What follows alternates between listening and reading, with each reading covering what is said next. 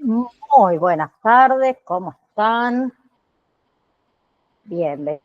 Bueno, Sandra, Estela y Noelia, que ahí las estoy viendo. Denme un segundo que se ve que hay mosquitos, me picó un mosquito. Voy a poner un poquito de repelente. Pues. Bueno, chicos, la clase de hoy vamos a comenzar con lo que es el módulo número 4, ¿sí? Introducción a la psicopatología y psicofarmacología, ¿sí? Vamos a comenzar hablando de lo que es un signo, lo que es un síndrome, un signo, ¡ay! Se me fue la palabra. Pero, un síndrome, un síntoma, un trastorno y un signo. Ahí está, ahora sí. Perdón. Bien. Comenzando primero por lo que es un signo, ¿sí? Ahí los voy a compartir bien la pantalla. Ahí está. Ahora sí. Primero que nada vamos a hablar entonces de qué es un signo, ¿sí? Un signo son todas aquellas manifestaciones, como dice ahí, puramente objetivas. ¿Qué quiero decir con esto? Que hay sistemas que son cuantificables, que uno, digamos, a un signo lo puede medir, ¿sí? Lo puede cuantificar. Por ejemplo, yo puedo cuantificar la fiebre. ¿Cómo se mide la fiebre? Con un termómetro. ¿Sí? Es algo que es exacto, es algo que es objetivo. Otra cosa es decir, por ejemplo, yo puedo venir y decir, a ver, me parece que estoy eh, eh, enfermándome, debo tener fiebre, me siento decaída, siento frío, eh, y eso tiene que ver, digamos, con lo que es una sensación mucho más subjetiva de la que yo estoy sintiendo. Después el médico me va a decir, bueno, a ver, vamos a tomarte la temperatura, ¿sí? Se toma con un termómetro y ahí nos va a decir realmente si vos tenés fiebre o no tenés fiebre, ¿sí? Por eso podemos decir, por ejemplo, que la fiebre es un signo. Otra cosa, por ejemplo, yo puedo venir y decir, me siento decaída, me siento mareada, me duele el cuello, me duele la cabeza, quizá tengo la presión arterial baja. ¿Sí? Yo todo lo que estoy manifestando en realidad no es un signo, es un síntoma. ¿Qué me va a decir el médico? Bueno, vamos a tomar la presión con el tensiómetro, ahí nos va a decir realmente si tenés presión baja, presión alta, presión normal, que ya sería un signo. ¿Sí? Entonces, el signo es algo que se puede cuantificar desde lo que es la medicina. ¿Sí? Como les dije recién, lo mismo con la presión. ¿Bien? Bien. Por ejemplo, otro ejemplo, a ver, el colesterol alto. ¿Sí? Si yo tengo colesterol alto, eso ya sería un signo. ¿Por qué? Porque hay todo un proceso químico detrás por el cual vamos a saber si tenemos el colesterol alto o no. ¿Bien? Y por otro lado, tenemos lo que es un síntoma. ¿Sí? Un síntoma tiene que ver con todas aquellas manifestaciones, pero que son puramente subjetivas, ¿sí? Que define la presencia de una afección como un problema tanto orgánico o como un problema psicológico. Entonces, el síntoma es todo aquello o aquel efecto, fenómeno que nos aparece a nivel del cuerpo, ¿sí? O también nos puede aparecer, como dije antes, a nivel de lo psicológico, ¿sí? Donde no hay una forma de cuantificar eso, es totalmente subjetivo, ¿sí? Yo no puedo saber cuánto dolor de cabeza tiene Sandra, y si ese dolor de cabeza que tiene Sandra es porque tiene la presión baja o porque tiene fiebre, ¿sí? Entonces, si yo digo, tengo dolor de cabeza, eso es un síntoma, ¿sí? Si yo digo, me siento deprimida, me siento triste, eso es un síntoma. No hay nada que lo cuantifique. Con la parte psicológica es muy difícil también de cuantificar un síntoma, ¿sí? Por ejemplo, entonces, la presión, la fiebre, las hormonas. el nivel de glucosa, ¿sí? Esos son todos síntomas. Signos, perdón, signos.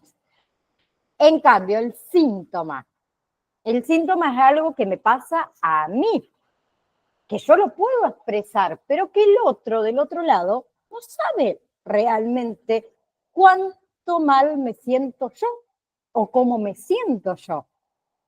¿Sí? Por ejemplo, podría decir que a mí me duele la muela. ¿Sí?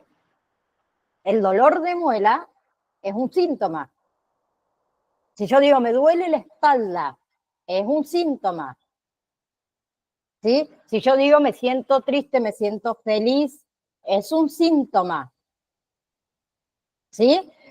Si nosotros tomamos lo que es el síntoma según lo que dijo el señor Freud, ¿sí? El psicoanálisis plantea en realidad que el síntoma en realidad es como una formación del inconsciente, ¿sí? Y que es una forma en la que el cuerpo puede expresar lo que le está pasando. Y eso va a ser muy importante para cuando ustedes empiecen a trabajar, ¿sí? Cuando ustedes empiecen a escuchar a esos pacientes. Entonces, si nosotros lo vemos desde el lado psicoanalítico, vamos a pensar siempre que esos síntomas están diciendo algo, ¿sí? Algo mucho más allá. ¿Sí? A ustedes les pasa también en la cotidianidad, muchísimas veces, donde por ahí un familiar, un amigo, ¿sí? Un vecino vienen y te dicen, me duele la espalda. ¿Sí? Nosotros ahí a eso lo podemos tomar como un simple dolor de espalda, nada más. ¿Sí? Hay otras personas que le dan un poquito más de vuelta y comienzan a indagar, que es lo que vamos a tener que hacer nosotros. ¿Por qué te duele la espalda? ¿Sí? Y esta persona nos dice, a ver, siento que la situación económica está muy difícil, tengo que sacar adelante a mi familia, tengo que trabajar, esto y esto. ¿Sí? Siento un peso muy grande en mi espalda. Entonces ahí empezamos a ver, ¿sí? Que este síntoma en realidad tiene que ver con una representación metafórica, ¿no? Otra cosa distinta es que diga, a ver, me duele la espalda porque iba bajando la escalera, me caí, me golpeé la espalda y ahora me duele muchísimo. ¿Sí? Nosotros tenemos que lograr diferenciar cuál es el signo y cuál es el síntoma. ¿Sí? ¿Para qué? Para poder empezar a hablar de trastorno y de síndrome. ¿Sí? ¿Se entendió? Hasta ahí la diferencia entre signo y síntoma. El síntoma, ¿qué es? Toda aquella manifestación, entonces, que yo puedo expresar. El signo es algo cuantificable, que se puede medir. ¿Sí? El trastorno, ¿qué es el trastorno? Es una disfunción en la forma de razonar o de comportarse según el libro de la Asociación Estadounidense de Psiquiatría, ¿sí? Según el DSM-5, ¿sí? Que es este manual de diagnóstico, es un manual de diagnóstico creado por la Asociación de Psiquiatría Americana, ¿sí? Que son los que elaboran, digamos, este manual que sirve para ¿qué? Para generar un lenguaje común entre todas las personas que trabajan en el área de salud, el Manual de Diagnóstico y Estadístico de los Trastornos Mentales de la Asociación Panamericana de Psiquiatría, ¿sí? Ahí van a encontrar, que después lo tienen en material adicional a este manual, todos los trastornos y todos los síndromes relacionados con la parte psicológica, ¿sí? Entonces, podemos hablar que estamos en presencia de un síndrome cuando hay un conjunto de síntomas y de signos que caracterizan una enfermedad, ¿sí? Que implica algunas cuestiones genéticas y hereditarias, ¿sí? Por ejemplo, ahí le puse síndrome de Tourette, síndrome de Turner, también es otro, ¿sí? Ahora les voy a compartir un videito. Vamos a dejar de presentar para compartir el video con respecto a la diferencia entre síndrome, síntoma, trastorno y signo. Ahí vamos a colocarlo, así lo podemos escuchar. Hoy hablaremos sobre la enfermedad, así como entender los diferentes conceptos que lo rodean. También identificar en qué momento una persona sufre un trastorno o un síndrome. Nuevamente recordando el término de enfermedad, el cual puede definirse en distintas maneras, en ocasiones hace referencia a un cambio en una función del cuerpo principalmente. Generalmente se refiere a una condición en la cual se presentan signos o síntomas. Es aquí en donde diferenciaremos entre un signo y un síntoma. En términos generales, un signo es todo aquello que se puede ver, sentir y referente a un problema de salud. Y además puede ser medido, por ejemplo, el ritmo cardíaco, la presión arterial y la temperatura. En cuanto a un síntoma, nos menciona que es algo subjetivo, por medio de lo cual el paciente exprese, ya sea por algún dolor en alguna área determinada o alguna sensación desagradable. Hagamos un ejercicio. Una persona que sufre un fuerte dolor de cabeza, por lo que esto es denominado como un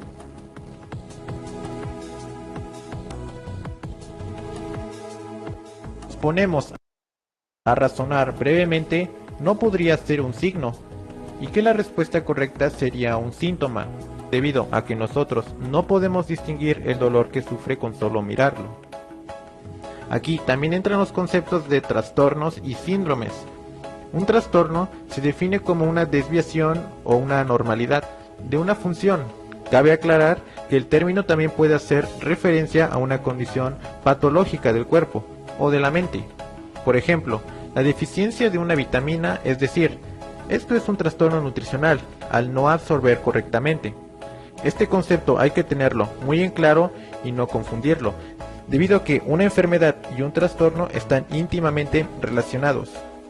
Un síndrome se refiere a un grupo de síntomas que podrían ser causados por una enfermedad específica, pero también podrían ser provocados por una serie de problemas.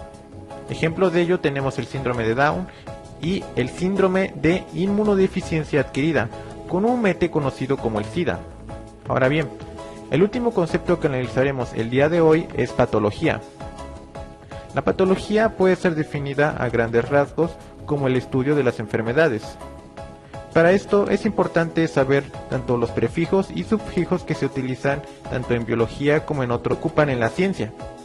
Por ejemplo, el prefijo pato se puede utilizar en diversas maneras. Una de ellas es para describir los procesos de la propia enfermedad y también mencionar sobre la importancia que tienen los microorganismos en esta parte. Si bien los microorganismos también son agentes que causan enfermedades y que se conocen como patógenos. Si pasamos a un término un poco más complejo, hablaremos sobre patogénesis. Como se los he dicho antes, es importante que tengas algo de conocimiento en los prefijos o sufijos para saber rápidamente el significado de un término. Bien, término pato significa enfermedad y el término génesis significa comienzo, por lo que podríamos definirlo como el desarrollo de una enfermedad, principalmente cómo progresa. No solo es importante aprenderse estos prefijos y sufijos en medicina, también te ayuda a aumentar tu nivel de vocabulario y conocer nuevas palabras. En conclusión, es importante identificar estos términos para saber cuándo es un signo y cuándo es un síntoma. Esto ha sido todo por el día de hoy.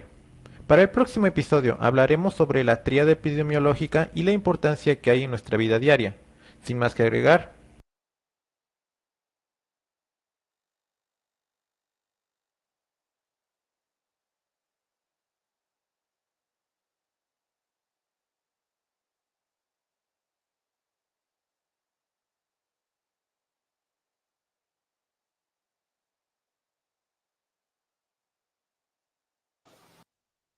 Bien, ahora sí. Estaba hablando solito. Bien, ahora les vuelvo a compartir pantalla. ¿A dónde está acá? Ahí vamos. Bien, para entrar en psicofarmacología, ¿sí? Ahora que vimos un poquito la diferencia de signo, síntoma, trastorno y síndrome, vamos a entrar en la parte de lo que es la psicofarmacología, ¿sí? Pero para entender, digamos, cómo funciona la psicofarmacología a nuestro nivel del cerebro, primero, ¿qué tenemos que hacer? Tenemos que ver un poquito de la estructura del cerebro, ¿sí?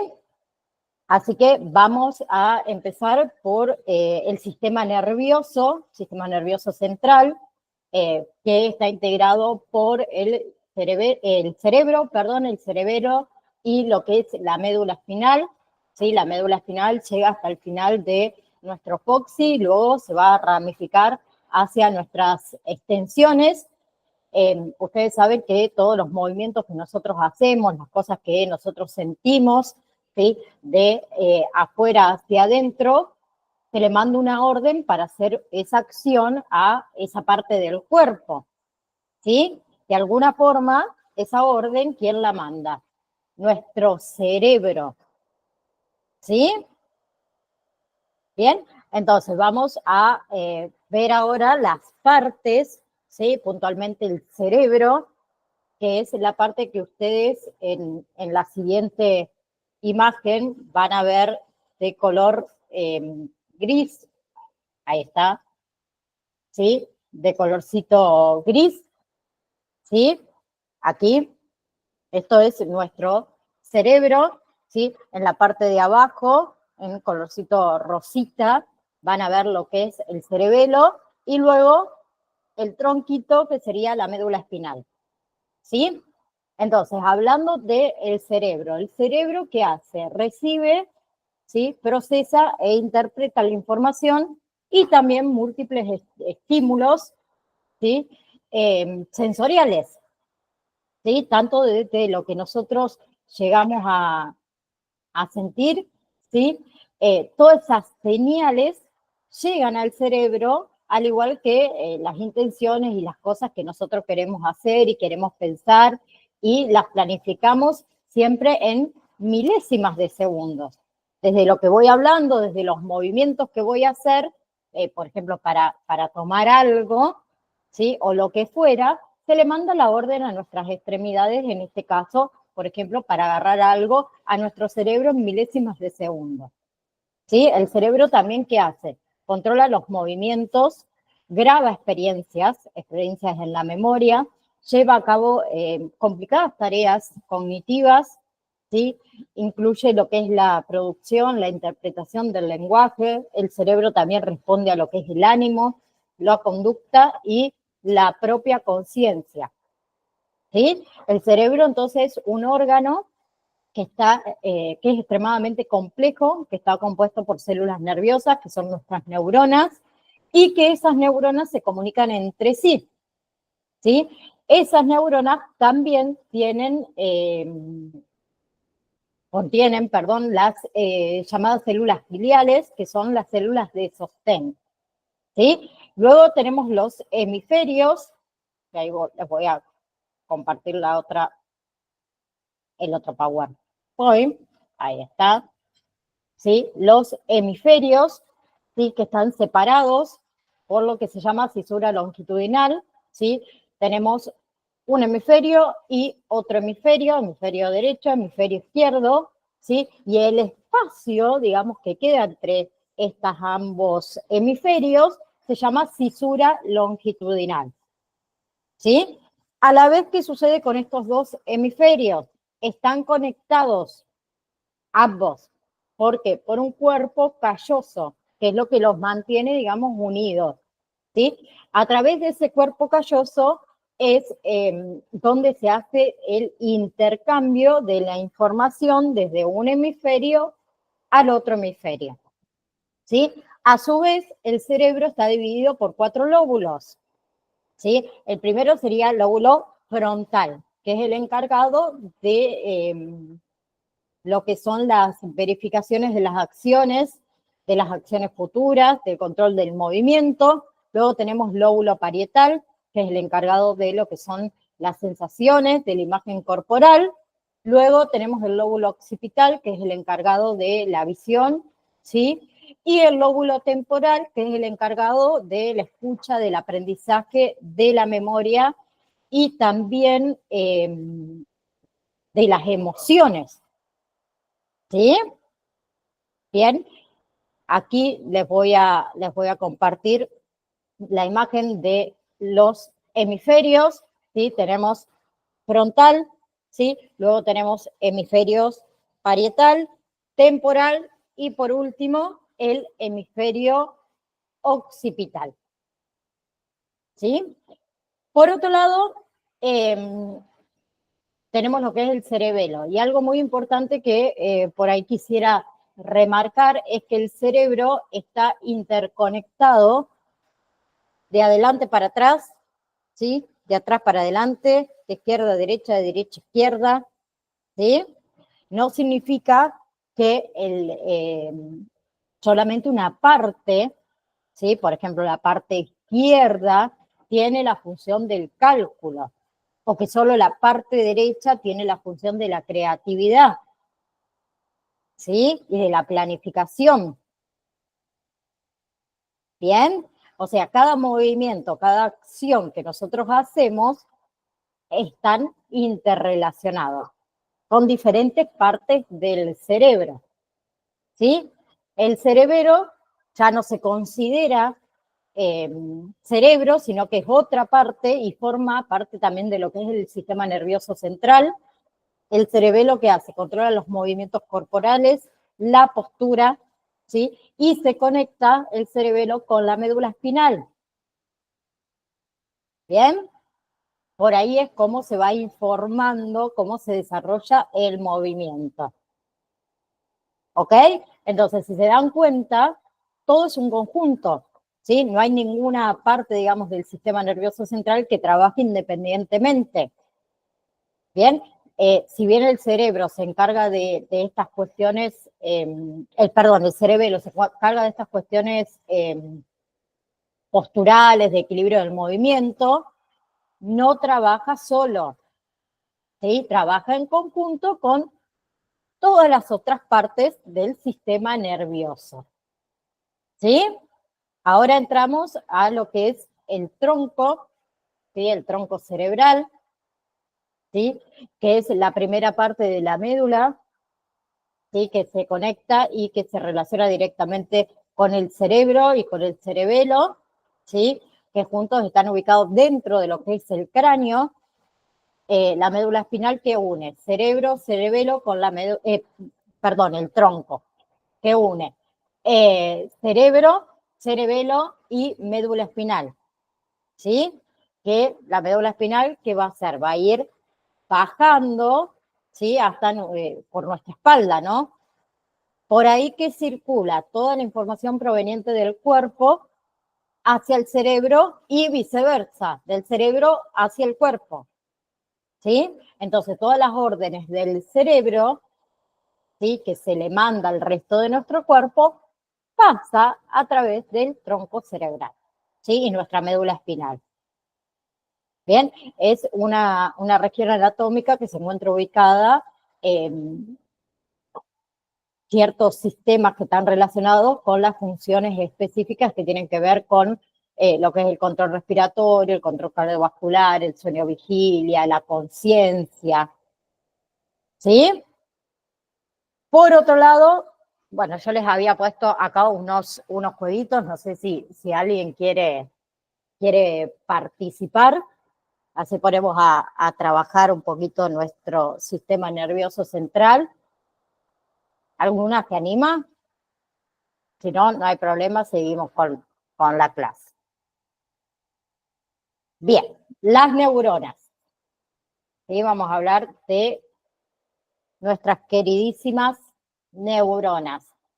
¿Sí? ¿Qué son las neuronas? Es la célula que está encargada del procesamiento de la información.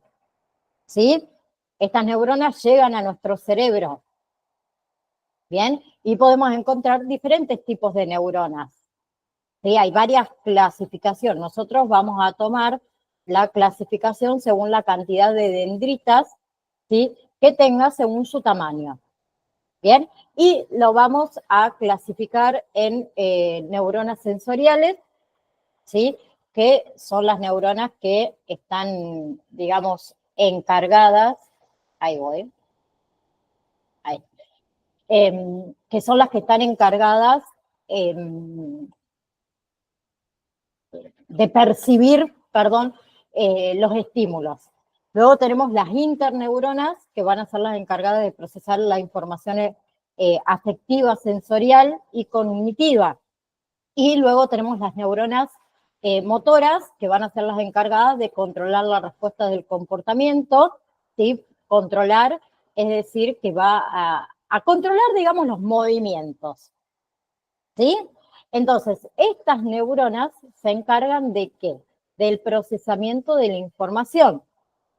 Y para poder hacerlo, ¿sí? Tienen un cuerpo, ¿sí? Que es la misma que cualquier célula, ¿sí? Entonces, estas neuronas están compuestas por un soma, ¿sí? Que va a ser el cuerpo, ¿ok?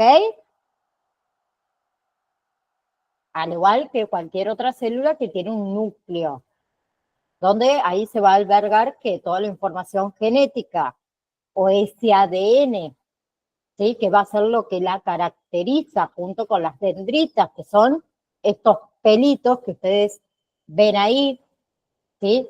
Es uno de los lugares donde se hacen las conexiones de las redes sinápticas, que es, digamos, donde se traspasa la información de una célula a otra célula. Y tenemos el axón, ¿sí? Que es por donde van a circular el impulso eléctrico hacia las terminales nerviosas, que son estas dendritas, o lo que es el botón axónico, ¿sí? Que es donde se va a producir, digamos, la conexión entre neurona, ¿sí? Con otra neurona para que se genere lo que es la sinapsis, ¿sí? Pero ahora, ¿qué es la sinapsis? ¿Sí? Es el proceso por el cual, digamos, una neurona se comunica con otra, ¿sí? Y se intercambia información, ¿sí? Bien, supongamos lo siguiente, imaginemos lo siguiente, cuando yo le estoy diciendo a mi cerebro algo, que levante mi brazo, le estoy mandando una orden, ¿sí? Que levante mi brazo, ¿bien? Ahí, ¿qué pasó? Hubo una conexión entre dos neuronas motoras para producir este movimiento,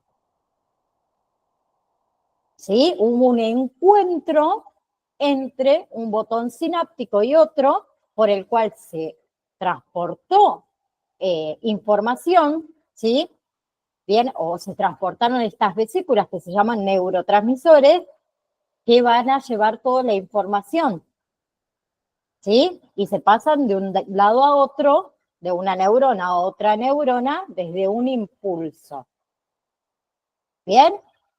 Vamos a suponer lo siguiente, es como que si yo tengo una pelota, ¿sí? Una pelota que es un neurotransmisor, ¿sí? Yo le tiro una pelota a Luisa, por ejemplo. Esta pelota yo se la tiro a Luisa, ¿sí? ¿Qué le tire a Luisa? La información. En ese momento en que yo le tiro la pelota a Luisa y Luisa agarra su pelota, ahí se produce la sinapsis, ¿sí? En esa sinapsis también se están produciendo, ¿qué? Aprendizajes. ¿Bien?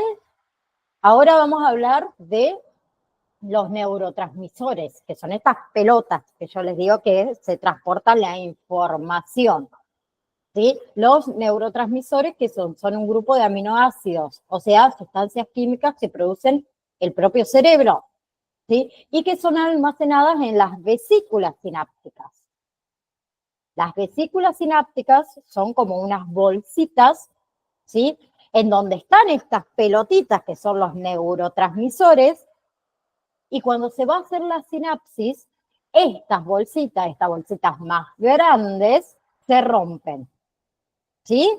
Y a través de un impulso se tiran estas pelotitas, que son los neurotransmisores, ¿sí?, hacia la otra neurona. Del otro lado, la otra neurona, ¿sí?, con la cual se va a conectar esta neurona, hay otra bolsita, ¿sí? Esa bolsita que va a hacer, va a recibir a estas pelotitas que son los neurotransmisores, ¿sí?, que uno le tira, que fue transmitido a través de ese impulso. Y así sucesivamente hasta llegar al cerebro, ¿sí? Lo importante, a ver acá, de lo que son los neurotransmisores, ¿dónde está? Ahí está. De lo que son los neurotransmisores es que técnicamente los produce nuestro propio cerebro, ¿sí? Y cada uno de esos va a estar influenciado, ¿sí?, de una determinada forma, ¿sí?, en nuestra conducta, en nuestras posibilidades, en nuestras habilidades, ¿sí? Entonces, eso es, en realidad, el neurotransmisor es lo que está como desequilibrado, podemos decir, en diferentes trastornos psicológicos, ¿sí? Y eso va a ser lo que los psicotrópicos van a venir a solventar, ¿sí? Siempre dependiendo si falta más de ese neurotransmisor o si falta menos o si hay una producción excesiva, ¿sí? Vamos a hablar de cuáles son los neurotransmisores más importantes, ¿sí? Tenemos por un lado la dopamina, ¿bien? ¿Sí? Que se originan en el cerebro medio y que está involucrado con las funciones que tienen que ver con el pensamiento, con la toma de decisiones, con el movimiento corporal. Bien, después tenemos la noradrenalina, que está involucrada con lo que es el sueño, o el control del sueño, el ciclo de la vigilia del sueño, con la exaltación del ánimo, ¿sí?, con todo lo que son los elementos de la memoria y el aprendizaje. Bien. Después tenemos lo que es la acetilcolina, ¿sí?, que permite lo que es la introducción del sueño REM. No sé si ustedes saben, ¿sí?, lo que es el sueño REM, o si saben que en el periodo del sueño tenemos un periodo REM y un periodo no REM. El REM, el periodo REM, por sus siglas en inglés, significa sueños de movimientos oculares rápidos, ¿sí? Es en ese momento del sueño en donde nosotros soñamos, ¿sí? Si ustedes a veces o alguna vez se pusieron a ver una persona cuando está durmiendo y ven que los ojos se mueven muy rápido, bien, eso pasa cuando la persona sueña, ¿sí? Y durante todo el tiempo que nosotros dormimos, tenemos periodos de sueño, ¿bien? Que es evidente cuando se mueven los ojos. Y periodos también donde no soñamos, que es el periodo no REM, ¿sí? La acetilcolina, ¿qué hace? Trabaja en este periodo del sueño, ¿sí?, del sueño REM, cuando soñamos. Y también influye en lo que es la memoria y lo que es el control neuromuscular del movimiento. Bien, por otro lado tenemos la serotonina, que también influye en el control del sueño-vigilia, trabaja en el periodo REM, en este periodo de sueños, ¿sí?, en la parte de los sueños de ondas lentas, y también funciona en lo que es la inhibición de la memoria, ¿sí? Aumenta lo que es el umbral del dolor, ¿sí? Por ejemplo, una persona que, o si cualquiera de ustedes tienen tatuajes hechos, ¿sí?, en su cuerpo, ¿sí? Cuando uno se hace un tatuaje, por ejemplo, el cuerpo comienza a liberar serotonina, ¿sí? Entonces, quienes se hayan hecho un tatuaje alguna vez en su vida, me van a entender de lo que hablo, habrán notado que en el primer momento que uno se comienza a hacer un tatuaje, duele más. Y luego es como que uno ya lo va sintiendo cada vez menos.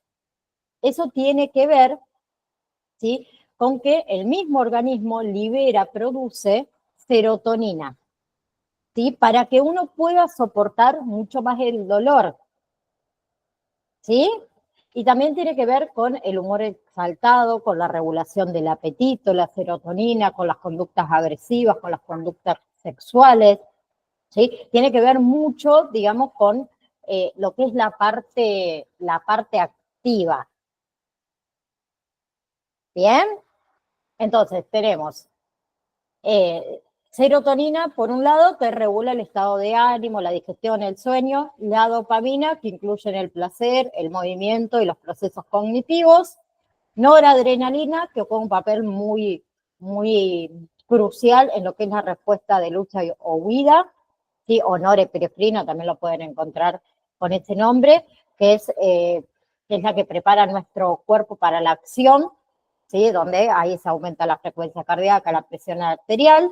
Luego tenemos la acetilcolina, ¿sí? Que es importante para la contracción muscular y la memoria. Y otra que yo no les coloqué ahí es la histamina, ¿sí? Que participa en lo que es las respuestas alérgicas y la regulación del sueño. ¿Bien? ¿Vamos hasta ahí? Y la adrenalina también. Ustedes saben que la adrenalina es la que se activa cuando nosotros nos sentimos en una situación, digamos, de peligro. ¿Sí? Entonces, ahora sí podemos hablar de los agentes antipsicóticos, ¿sí? ¿Qué son los antipsicóticos? Son medicamentos. Medicamentos utilizados principalmente ¿para qué? Para tratar trastornos psicóticos. Bien, estos trastornos pueden manifestarse con síntomas, por ejemplo, las alucinaciones, ¿sí? ¿Qué son las alucinaciones? Cuando uno percibe cosas que no están presentes, ¿sí? Como escuchar voces, como ver cosas que no están. Y los delirios, ¿qué los delirios qué son? Creencias falsas, ¿sí? Creencias falsas y firmemente también sostenidas, a pesar de que haya evidencia de lo contrario. ¿Sí? Bien. Por ejemplo, a ver, la esquizofrenia es un trastorno psicótico el más conocido, ¿sí? Pero los síntomas psicóticos pueden aparecer en una variedad de enfermedades también y de condiciones. Bien, entonces, a ver, la acción principal de los antipsicóticos es sobre los neurotransmisores en el cerebro, ¿sí? En la dopamina en particular, que crea o juega, mejor dicho, un papel crucial en la psicosis. Entonces, la mayoría de los antipsicóticos, ¿qué hacen? Actúan bloqueando los receptores de la dopamina, ¿sí? Reduciendo su actividad. Bien, después tenemos los antipsicóticos atípicos o los antipsicóticos de segunda generación, que no solamente actúan sobre lo que es la dopamina, sino también sobre otros neurotransmisores como es la serotonina. ¿Sí? Entonces tenemos un montón de medicamentos para tratar todo lo que son los problemas, podemos decir, psicóticos o los trastornos, mejor dicho, psicóticos, pero todos estos medicamentos no curan. ¿Sí? ¿Qué hacen los medicamentos? Ayudan a aliviar y a controlar los síntomas, ¿sí? Permitiéndole a esta persona, ¿sí?, llevar una vida más normal, más funcional. ¿Bien? Como todo medicamento, a pesar de su gran utilidad que tienen los antipsicóticos, también vienen con un rango de efectos secundarios, ¿sí? Que esos efectos secundarios pueden variar en severidad.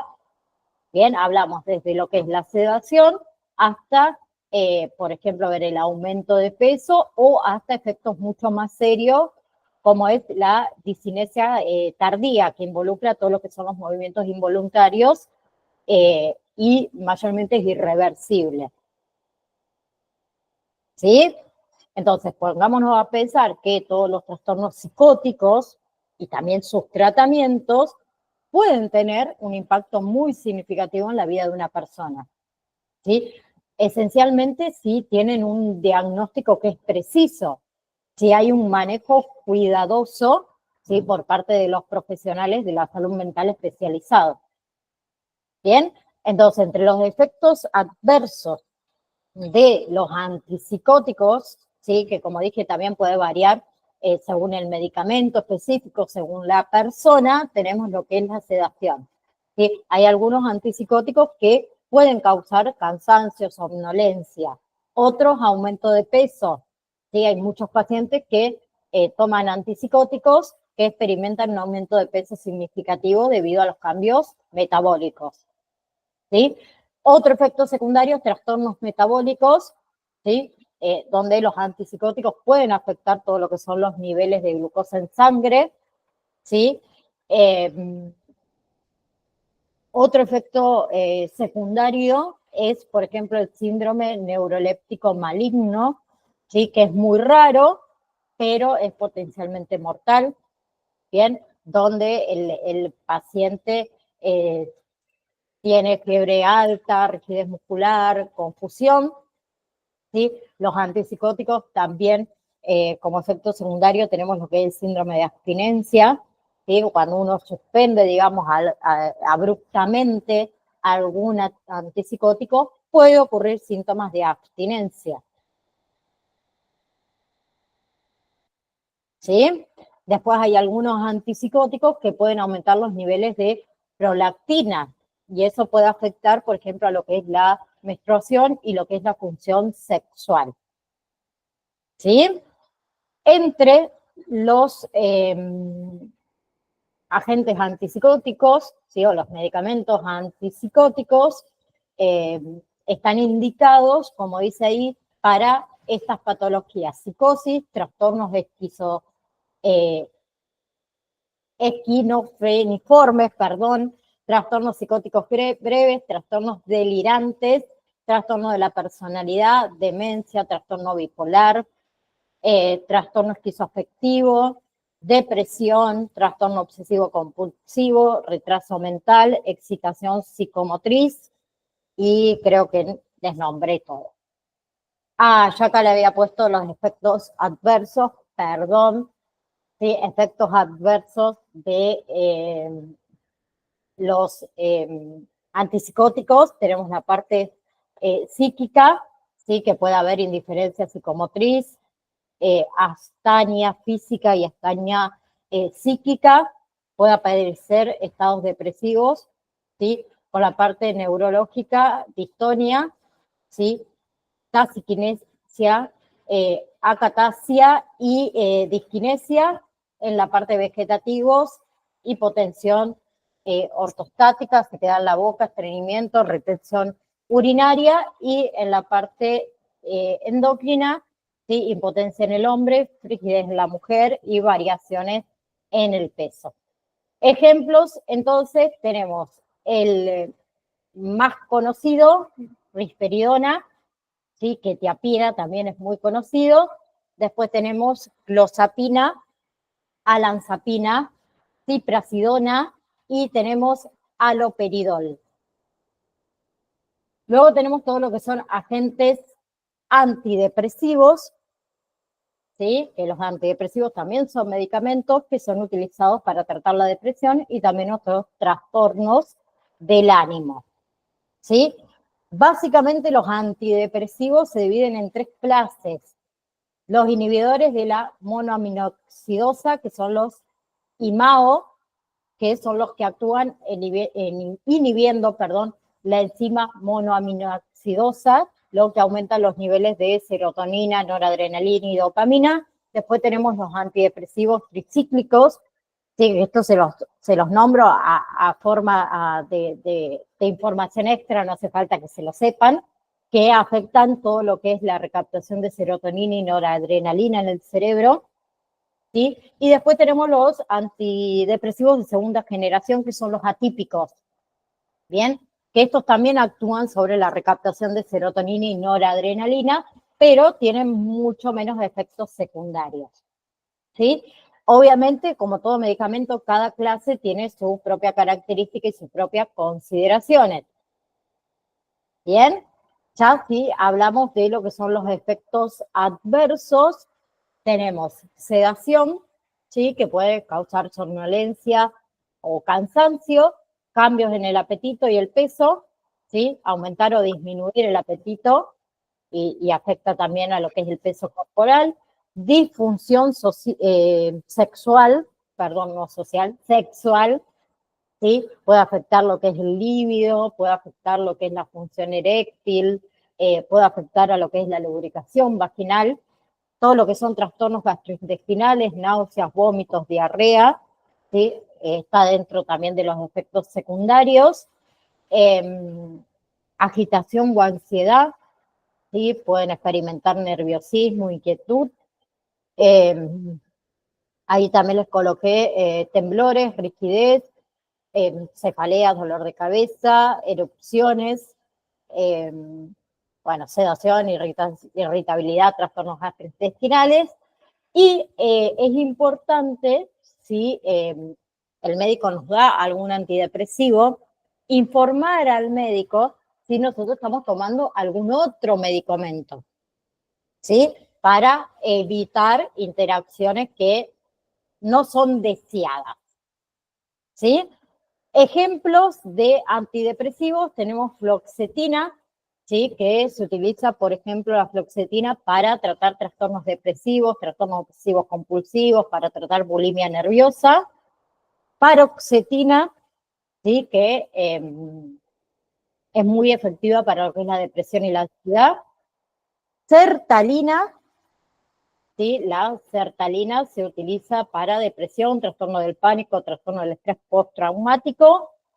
¿Sí? Duloxetina, que se utiliza, por ejemplo, para tratar la depresión, el dolor crónico, ¿sí? Para la depresión y la ansiedad tenemos, por ejemplo, la escitalopram, ¿sí? Que también es un antidepresivo. Por otro lado, tenemos los agentes antimaníacos, ¿sí? Que son agentes farmacológicos que son utilizados para tratar todo lo que son las fases maníacas e hipomaníacas en personas, por ejemplo, con trastorno bipolar, ¿sí? Por ejemplo, el litio, ¿sí? Que es el único fármaco antimaníaco que tiene una eficiencia bastante constatada, que se utiliza para tratar lo que es la fase maníaca, como es la prevención en los trastornos, como le dije antes, bipolares. Después tenemos el valproato, ¿sí? O el ácido valprónico, ¿sí? Que también se emplea en lo que es el tratamiento de las fases maníacas e hipomaníacas. Y tenemos carbamepedina, ¿sí? Que es otro antimaníaco que se utiliza para controlar todo lo que son estos episodios maníacos, ¿sí? Acuérdense que cada persona responde de manera diferente a los medicamentos, ¿sí? Por eso siempre va a ser fundamental trabajar con los profesionales de la salud para que se pueda encontrar, digamos, este medicamento más adecuado para cada uno. Entre los efectos secundarios tenemos de sedación, somnolencia, cansancio, ¿sí? Disfunción sexual, trastornos gastrointestinales como es diarrea, náuseas, vómitos, ¿bien? Insomnio, somnolencia excesiva, ¿sí? Eso también va a depender del medicamento, ¿sí? Hay algunos que pueden afectar, digamos, lo que es el sueño, ¿sí? Nerviosismo, inquietud, agitación, ansiedad, ¿bien? Fatiga y debilidad muscular, ¿bien? Y también es importantísimo esto de informar al médico si nosotros estamos tomando algún otro medicamento por la interacción. ¿Sí? Por otro lado tenemos los ansiolíticos o hipnóticos, ¿sí? Que son medicamentos que afectan el sistema nervioso central y se utilizan más que nada para tratar síntomas relacionados con la ansiedad y el insomnio, ¿sí? Tenemos las benzodiazepinas, ¿sí? Que son fármacos que se utilizan tanto como ansiolíticos como también como hipnóticos, por ejemplo, el alprazolam, ¿sí? El clonazepam, el diazepam, el triazolam, ¿sí? El oxazepam, bien, el lorazepam, no sé si lo nombré, bien, todo eso son benzodiazepinas, ¿sí? Después tenemos las zolpidem, que se utilizan especialmente como hipnótico para ayudar a conciliar el sueño. Y por otro lado tenemos los barbitúricos, ¿sí? Que es exclusivo ahora de uso hospitalario, ¿sí? Ya no se usan ampliamente por razones de efectos secundarios, ¿sí? En el pasado se empleaban como ansiolíticos y también como hipnóticos, ¿bien? Por ejemplo, el butabarbital, ¿sí? O el pentobarbital, o el fenobarbital, ¿sí? Entre los efectos secundarios tenemos lo que es náuseas y vómitos, ¿sí? Uno puede experimentar, digamos, malestar estomacal, ¿sí? Aumento de peso, ¿bien? Insomnio, sedación, somnolencia, ¿sí? Dependiendo también del medicamento.